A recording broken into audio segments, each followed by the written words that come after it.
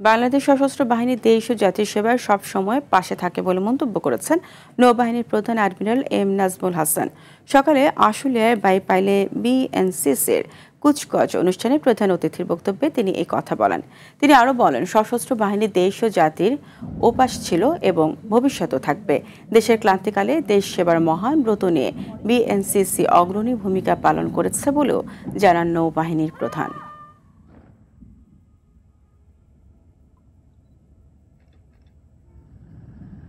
Ladies and gentlemen, the chief guest of today's program.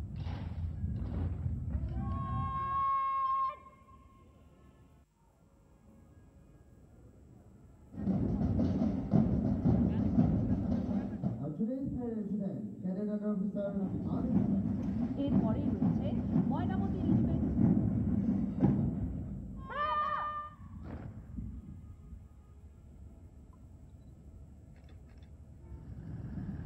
Ladies and gentlemen, the chief guest of today's program.